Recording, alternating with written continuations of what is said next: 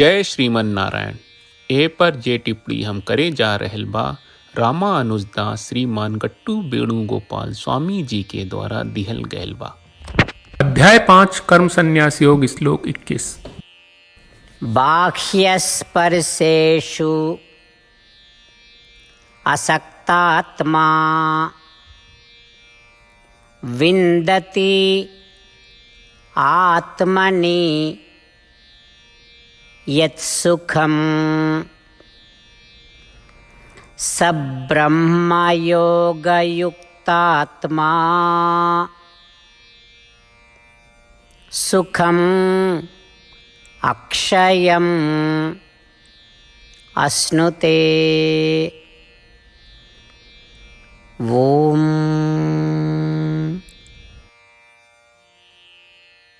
गीताचार्य श्री कृष्ण परमात्मा अर्जुन समेत हमनी सबके कर्म संन्यास योग सिखा रहल बाड़े। परमात्मा कहत बाड़े, अर्जुन जे लोग सब आत्मा के एक समान देखल चाहत बा और आपन मन के आत्मा पर केंद्रित करे के चाहत बा, ऊ लोग के सांसारिक चीज के प्रति कौनो रुचि या लालसा न राखे के चाहिए। जे लोग सांसारिक वस्तुअन आ सुख के प्रति आपन रुचि कम कर देला और हमेशा आत्मा के चिंतन आ ध्यान करेला और ओकरा से सुख पावेला, कुछ समय के बाद उनका सांसारिक सुख बिल्कुल भी सुख न लागेला।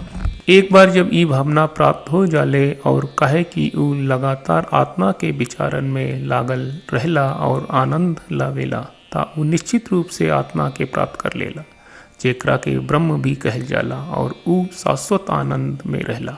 ई प्रकार श्री कृष्ण परमात्मा हमनी के सांसारिक वस्तुअन सुख के प्रति रुचि आ लालसा के कम करे के सुझाव दे रहल बाड़े और हमनी के शाश्वत आनंद प्राप्त करे खातिर आत्मा पर ध्यान करे के प्रोत्साहित कर रहल बाड़े।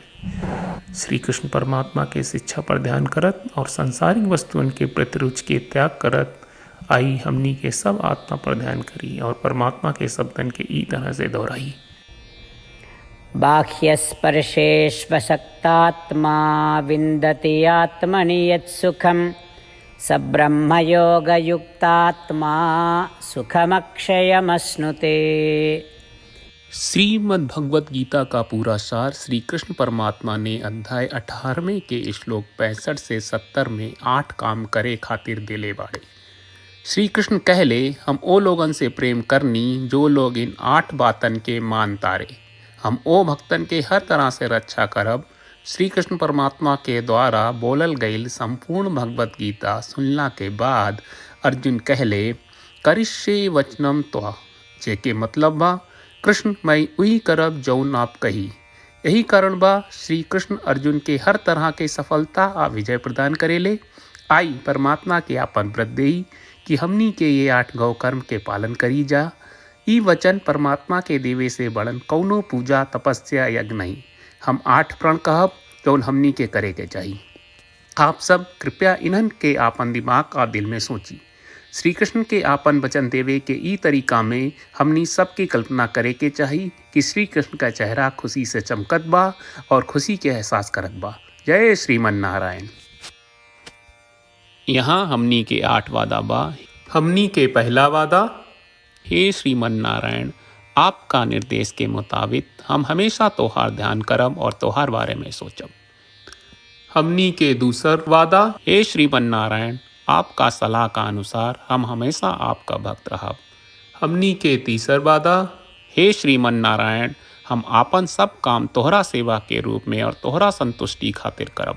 हमनी के चौथा वादा, हे श्रीमन नारायण, जैस की आप माने के कहले रहलू, हमरा बहुत विश्वास बा कि हम आपके होई और हम हमेशा आपन दोनों हाथ जोड़ के आपके नमस्कार करब और आपकी पूजा करब। हमनी के पांचवा वादा, हे श्रीमन नारायण, हमरा के तोरा बात माम एकम शरणम ब्रज 1866 याद कहले, जहां आप हमरा के आपन का अर्पित करे का कहा। श्रीमन नारायण, मैं हमेशा तोहरे शरण में रहब। हमनी के छठवां वादा, हे श्रीमन नारायण, हमरा के तोहरा बात माँ सुचहा 1866 याद कहले कि आप हमनी के शोक ना करे का आश्वासन दे रहे बड़े। हम अब और शोक ना करब। हमनी के 7वां वादा, हे श्रीमन नारायण, आपने हमरा खातिर श्रीमद् भगवत गीता के वितरण करके हम सब के कृपा कहले और आशीर्वाद दहले बा। हम वादा करत बानी कि रोजाना कम से कम एक श्लोक पढ़ब या सुनब। हमनी के 8वां वादा। हे श्रीमन नारायण, आप गीता के पूरा मानवता तक ले गयलू। हम गीता में आपके दिव्य वचन के उन भक्तन तक पहुँचावे के प्रयास करब जे गीता से अपरिचित बा। हे श्रीमन नारायण, हम उई करब जौन तू करे का कहब। हम ऐसन व्यवहार करब जैसन आप चाहत बानी और हम खाली आपका खातिर काम करब। श्रीमन नारायण के रोज आपन वचन देहल कि हम वैस करब जैस आप कहत बानी। ई अपने आप में बड़न पूजा बा। श्रीमन नारायण, करशे वचनम त्वा। श्रीमन नारायण, हम तोरे निर्देश के मुताबिक काम करब।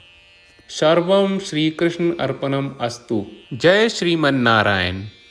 बाह्यस्पर्शेषु असक्तात्मा विन्दति आत्मनि यत्सुखं स ब्रह्मयोगयुक्तात्मा सुखम् अक्षयम् अश्नुते। ॐ बाह्यस्पर्शेष्वसक्तात्मा विन्दति आत्मनि यत्सुखं स ब्रह्मयोगयुक्तात्मा सुखमक्षयमश्नुते। श्रीमन्नारायण, करिष्ये वचनं तव। सर्वं श्रीकृष्णार्पणमस्तु। जय श्रीमन्नारायण। जय श्रीमन नारायण।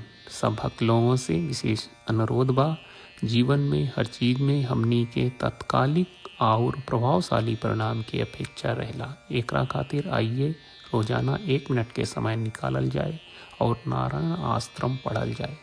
नारायण आश्रम प्राप्त करे खातिर नारायण आश्रम वेबसाइट पर जाई, जो www.narayanaashram.org है, और पंजीकरण में आपन नाम और ईमेल दर्ज करी।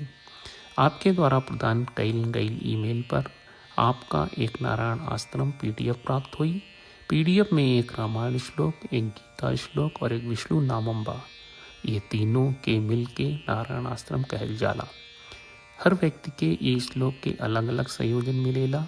जब हर कोई 24,000 भक्तन के साथ रोजाना आपन नारायण आश्रम पढ़त आ सुनत बा, ता हर दिन संपूर्ण रामायण का 1 दौर, श्रीमद् भगवत गीता पारायण के 33 दौर और श्री विष्णु सहस्त्रनाम स्तोत्र पारायण के 24 दौर प्रतिदिन पूरा होएला। ई एक बहुत ही उल्लेखनीय और विलक्षण परिणाम बा, जौन हर एक दिन ऐसकरे से निकलेला। ई कारण बा कि आप और आपके परिवार के सदस्य तुरते जाके आपन नारायण आश्रम प्राप्त करी। जय श्रीमन नारायण।